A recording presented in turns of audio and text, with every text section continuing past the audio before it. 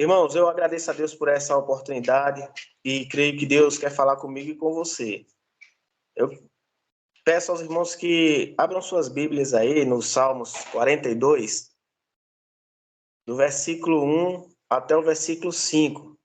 Vai ser uma breve reflexão, não vou me estender, porque creio que Deus vai falar em poucas palavras aqui, e eu creio que Ele vai falar principalmente comigo.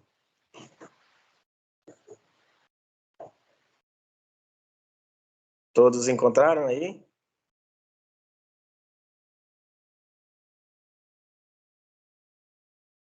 Amém? Estão ouvindo? Estão ouvindo? Sim, Sim, irmão, pode falar. Sim, vamos lá. Vamos ler. Vamos fazer a leitura. Salmos 42, a partir do 1. Como o servo brama pelas correntes das águas, assim suspira a minha alma por ti, ó Deus.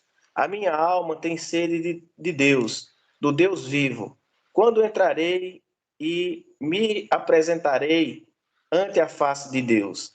As minhas lágrimas servem-me de alimento, de dia e de noite, porquanto me dizem constantemente: onde estás, o teu Deus? Quando me lembro disto, quando me lembro disto, dentro de mim derramo a minha alma, pois eu havia ido com a minha multidão, fui com eles à casa de Deus, com a voz de alegria e louvor, com multidão que festejava. Porque estás abatida, ó minha alma? Por que te perturbas dentro de mim? Espera em Deus, pois ainda o louvarei na salvação da esperança que há no Senhor. Amados, esses salmos, os salmos, eles foram escritos por vários salmistas, né? Sabemos que os salmos eles foram escritos por diferentes salmistas e que são relatados, muitos deles, através de cânticos e também de poemas, né? Os salmos não foi só um salmista, mas vários, e também as suas experiências de vida, né? Os salmistas, como os salmos de Asaf, os salmos de Davi, os salmos de Corá, dos filhos de Corá, que é estes salmos 43, e 42 e 43, que são salmos que se alinham, um complementa o outro, e nós podemos ver que vários salmistas descreveram as suas experiências, as suas petições, como nós vemos no Salmos 1, né? Que Davi confia em Deus quando está fugindo ali de Absalão. Né? Na sua tribulação, ele foge de Absalão e coloca toda a sua confiança em Deus para Deus o livrar. Já lá no 6, ele recorre à misericórdia de Deus para que Deus o livre também. E no Salmo 10, nós podemos ver a busca pelo refúgio, né, que em Deus por causa de seus perseguidores, ou seja, sempre buscando uma só pessoa, que no caso é Deus. Mas os salmos que nós queremos nessa noite enfatizar e meditarmos é nesses Salmos 42, que ele começa dizendo ali no versículo 5: por que estás abatida, ó minha alma? E por que te perturbas dentro de mim? O salmista ali estava passando por um momento muito difícil na sua vida, né? Era um momento que ele parecia estar exilado em algum lugar e que ele precisava, correndo constantemente, ir às águas ou ir a Deus para entrar na sua presença. Ali era um conflito entre a razão e a emoção. Ele lutava contra uma profunda tristeza, né? Um profundo desânimo, porque ele queria a todo tempo buscar a Deus, mas não conseguia. Podemos imaginar que ali ele estaria num exílio, e ali a alma dele se abate, porque não consegue estar na presença de Deus, e diz: quando estarei na presença do Senhor? E a todo custo, aquilo queria levar aquele salmista para uma caverna, ou para um abismo, né? E ali sepultar tudo que Deus fez e entregou nas mãos daquele salmista. E muitas vezes vivenciamos isso, né? Ou presenciamos isso. Histórias que são semelhantes à do salmista, onde a solidão e a melancolia está a todo momento nos trazendo uma profunda tristeza, lutando de uma forma terrível para nos levar, nos empurrar para uma caverna onde, se nós não lutarmos com as nossas forças ou com pouquíssimas forças que nos restam, certamente nós colocaríamos ali uma pedra em cima de tudo que vivemos de Deus e recebemos de Deus, né? Mas eu quero trazer uma palavra para você nessa noite e para mim. Escuta o que Deus colocou no meu coração para você e para mim também. Na vida, nós teremos vários conflitos. Isso é certo. Nós podemos ver o conflito da irmã Celiane aqui com o seu filho Caio. Nós podemos ver o conflito da irmã Eline com as suas cirurgias nos joelhos. Nós podemos ver diversos conflitos. Nós vivemos conflitos nas nossas vidas de escassez, escassez do dinheiro, né? Escassez onde nós buscamos ter algo e não conseguimos porque o dinheiro é curto ou porque não temos ele de jeito nenhum. Nós vivemos também conflitos, amados irmãos, onde temos muitas vezes temos tudo, mas achamos que nos falta alguma coisa. Nós pensamos que temos tudo, mas há um conflito dentro de nós, há uma tristeza que nos diz, está faltando algo. E temos também o pior conflito das nossas vidas, é quando não conseguimos vencer a razão quando está no desânimo.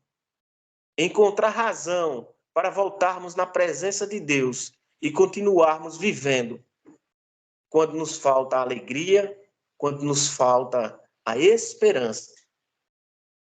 E nós não temos forças para buscar, nós não temos forças para ir adiante. E isso nos deixa triste. Isso nos empurra para uma caverna ou nos empurra para um abismo ao qual nós não temos força. Mas eu quero dizer para você,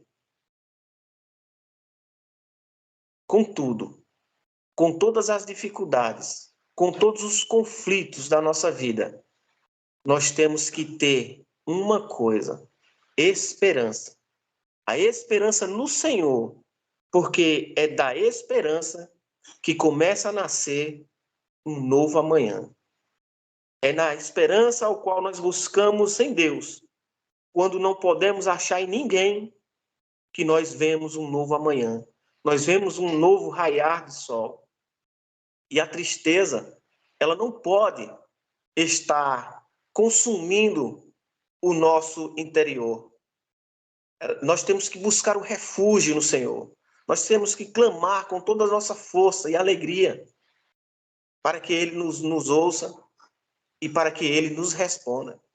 O salmista, eu lembro que o salmista no Salmos 120, eu creio que 120, o salmista ele diz que ele diz assim: na minha angústia clamei ao Senhor e Ele me ouviu. Olha só que palavra forte, clamar. Pedir é uma coisa, buscar é outra, mas clamar é totalmente diferente. Quando nós clamamos nos pés de alguém, de um homem comum, quando nós clamamos aos pés de um irmão, ou de um patrão, ou de um empresário, ou de um pastor nosso também, ou de um diácono, não importa, nós não encontraremos o ouvido aberto e que possa nos ouvir e nos dar o que nós precisamos naquele momento. Porque muitas vezes foge da condição humana nos ajudar. Mas quando nós fazemos como o salmista, que clama ao Senhor, aí sim, o Senhor responde.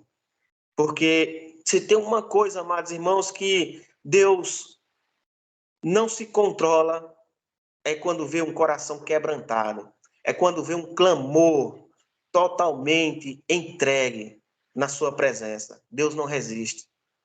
Deus, ele age. Com certeza, Deus age. Ele não fica calado, porque Deus é um Deus que tem boca e fala.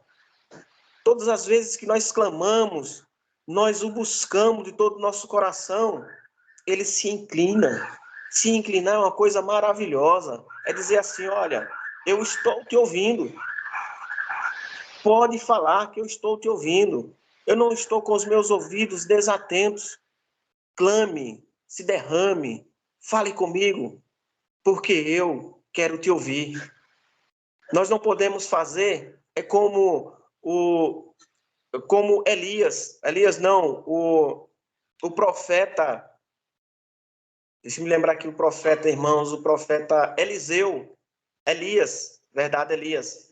Em 1 Reis 19:4, quando o profeta viu Deus usar a sua vida de uma forma extraordinária e confrontou o rei Acabe. Lembra dessa história? Elias olha para Acabe, Deus manda Elias ir a Acabe para confrontar a Acabe. Elias vai com todo espírito, com toda força, confronta Acabe e convoca os 450 profetas de Baal ali e manda fazer um holocausto ali para que seja queimado um bezerro, e aí aquele que conseguir descer fogo sobre o holocausto, ali era o verdadeiro Deus. E Elias faz aqueles profetas ficarem de manhã até a tarde, se martirizando, se cortando, tentando mostrar que os deuses dele poderiam fazer alguma coisa. Mas Elias sabia de qual Deus ele estava provando. Depois de tanto tentar aqueles profetas, eles desistem e Elias diz, agora arruma o altar. Coloca o bezerro que eu pedi cortado em pedaços. Coloca lenha. Mas eu quero que faça diferente. Eu quero que coloque agora água. Meu irmão, você sabe o que é colocar água em madeira e o fogo vir e queimar facilmente? É difícil. Mas Elias sabia com quem estava falando e com quem ele estava tratando naquele momento. E quando Elias ora, o fogo vem do céu. Deus vem como aquele fogo, consome aquele holocausto, consome ali aquele bezerro ali. A Bíblia nos fala que até as pedras foram lambidas, não sobrou nada. Deus verdadeiramente foi com Elias, foi com o profeta, de uma forma extraordinária.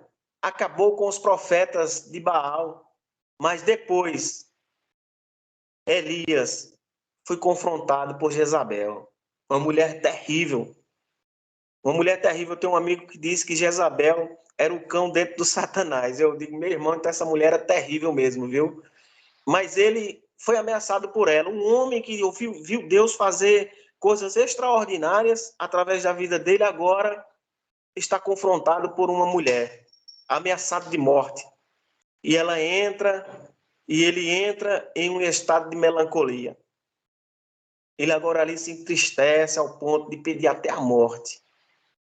Diferente do salmista. O salmista que olhou para dentro de si. Ele olhou para dentro de si e se confrontou. Ele confrontou a sua alma, mostrando que havia ali alegria e força para vencer. Aquele estado de tristeza não fazia parte do salmista, mas Elias desfaleceu na fé. Elias aceitou aquela condição de profeta derrotado, ao ponto de ir até ele, ao ponto de Deus ir até ele e dar uma bronca dizendo, Elias, sai da caverna, Elias. Sai da caverna. Você está pensando que só tem você aí? Ainda tem 7.000 joelhos dobrados, Elias. Deixa dessa meninice, sai daí. Será se não foi suficiente o que eu usei através de tua vida? Deus dá uma bronca ali em Elias. E Elias depois sai.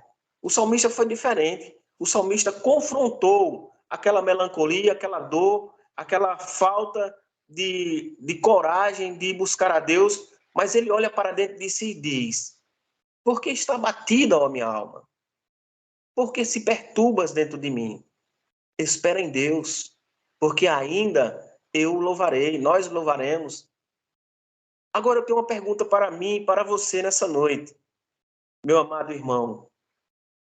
Em que condição nós estamos? Na condição do salmista, no momento de angústia, que lembrou de Deus, que ele era o seu auxílio e força?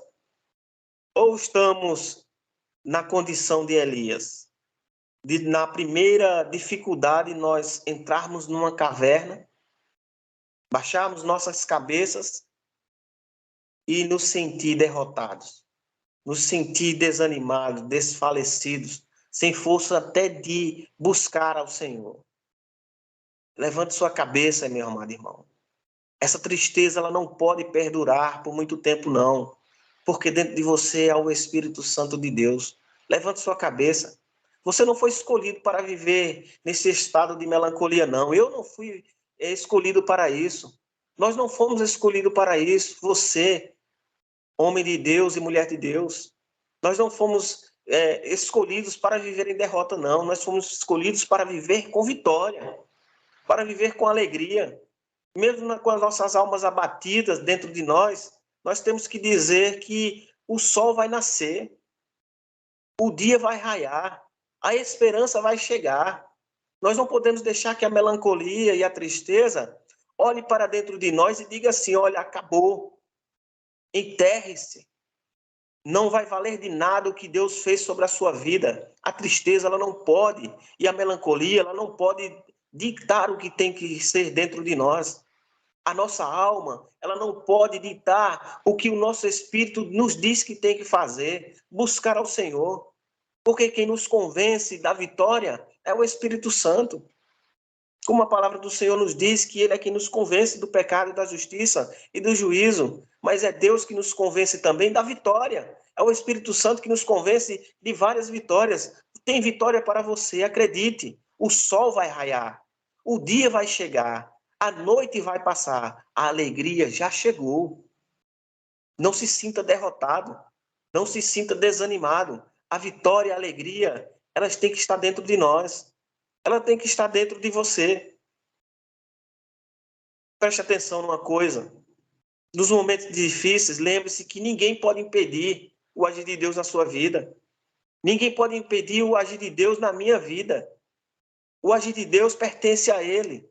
E nós não podemos impedir isso. Nós não podemos impedir o nascer do sol, não, nas nossas vidas. Porque Deus é quem dá o amanhã para nós. As suas dificuldades financeiras, elas vão passar. As suas dificuldades com seus filhos, elas irão passar. As dificuldades com o seu esposo ou até com a sua saúde, elas irão passar. Nós temos vários irmãos que nos que nos conota que dentro da dificuldade eles refletem alegria. Nós temos irmãos no nosso meio que, mesmo doente, eles dizem: o meu Redentor vive, ele se levantará em meu favor. Eu quero dizer para você que Deus, ele vai se levantar em seu favor. O Senhor, ele vai se levantar em meu favor. Nós só temos que ter a convicção de uma coisa, que nós temos que anseiar por ele. Assim como no versículo 1 diz que o cervo brama pelas águas, assim a alma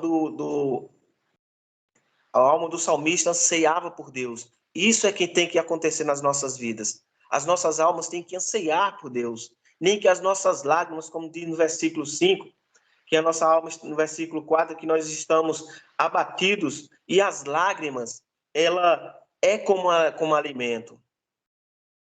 É nas lágrimas de madrugada, são nas lágrimas pela manhã, são nas lágrimas pela tarde que Deus está com as mãos estendidas, colhendo. E está com os braços abertos. É por isso que quando você termina de chorar, você sente aquele abraço gostoso de Deus. É como se Deus tivesse derramado a sua graça novamente sobre as nossas vidas. Aquele peso passou. Lembre-se de uma coisa: o Senhor é contigo. Ele não te desamparou. Não entre nessa caverna. Olhe para a frente. Eu quero que você faça isso nessa noite. Quando acabar essa vigília, vá no seu espelho. Se você se encontra nessa forma, desfalecido, sem força, sem alegria, pensando que acabou, que amanhã não haverá um novo amanhã, que o sol não vai raiar, vá ao espelho. Olhe para o espelho e você vai ver quem está dificultando a sua vitória e quem está dificultando a sua alegria. Olhe para o espelho. Olhe nos olhos de quem está lá do outro lado e diga: por que está batida, ó minha alma? Confronte sua alma. Por que está perturbada dentro de mim? Espere em Deus. Nós temos um Deus, ó minha alma, que vai se levantar em nosso favor, porque Ele é a nossa salvação. Ele é nosso castelo forte. Ele é o nosso refúgio e fortaleza. Olhe para o espelho e fale isso. Confronte a sua alma e espere em Deus, porque assim, esperança para aquilo que parece estar acabado.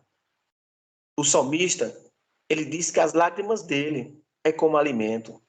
Se você não consegue se alimentar do alimento físico, se alimente do alimento espiritual. Se alimente na palavra, porque ela vai te fortalecer. Ela vai fazer com que você e eu nos levantemos dessa situação de melancolia, dessa situação de tristeza. Irá entrar em nossos corações uma alegria de tamanha força, que nós vamos nos levantar e vamos dizer: recebi o abraço do Senhor. A noite, ela não pode impedir a sua vitória. Ninguém pode impedir sua vitória. Nós temos dificuldades com vizinhos, com irmãos, e eles não podem limitar as nossas vitórias, porque o Senhor é o nosso Deus nos céus e na terra, e sem Ele, nada podemos fazer. Então, nessa noite, faça o que o salmista disse. Na minha angústia, busquei ao Senhor, e Ele me ouviu. Clame a Ele, porque Ele certamente te responderá. Talvez você esteja passando por um momento muito difícil nessa noite. Talvez você tenha chegado aqui nessa vigília esperando algo do Senhor, algo que lhe levantasse, lhe impulsionasse para ter uma nova esperança. Eu quero dizer para você que Jesus é a sua esperança. Ele já ouviu o seu clamor e certamente ele está agindo. À noite, o choro ela pode durar uma noite, mas a alegria, certamente ao amanhecer, ela virá. E com certeza ela virá com vitórias superabundantes sobre a sua vida. Vitórias espirituais, vitórias materiais, vitórias na família, vitórias em tudo o que você querer, o Senhor pode liberar para você. Porque o Senhor, Ele é Deus. Ele jamais pode se arrepender daquilo que Ele promete. Ele vai lhe dar, Ele vai conceder para você. Mas é preciso que você confronte a sua alma, confronte as suas emoções, se levante, não fique caído, não fique deitado, não se sinta derrotado, porque em Cristo Jesus você é mais que vencedor. Não há noite, não há problema que possa impedir o agir de Deus na sua vida, porque agindo Ele, quem impedirá? As nossas dificuldades, ninguém pode impedir, porque Ele tem todo o poder para nos ajudar nos momentos mais difíceis. E nós devemos não nos esquecer que quando saímos das dificuldades, nós temos que lembrar e agradecer. Para encerrar, amados irmãos, tem um hino que o pastor Ideval gosta muito de cantar e ele cai bem com esse versículo ao qual o salmista está abatido, ao qual ele pensa que não vai mais ver a Deus. porque ele parece estar em um lugar de cativeiro, mas ele louva ao Senhor, ele impulsiona a sua alma a louvar ao Senhor. E não se abata. Ele vai lhe impulsionar a você voltar ao caminho, a você regressar, buscar a força necessária para que você confronte a sua alma que está triste nessa noite. Lembre-se, a tristeza não combina com você. A alegria sim, porque a alegria do Senhor é a minha e a tua força. Que Deus nos abençoe nessa noite e que nós possamos realmente viver o melhor de Deus com alegria em abundância. Deus abençoe a todos e muito obrigado.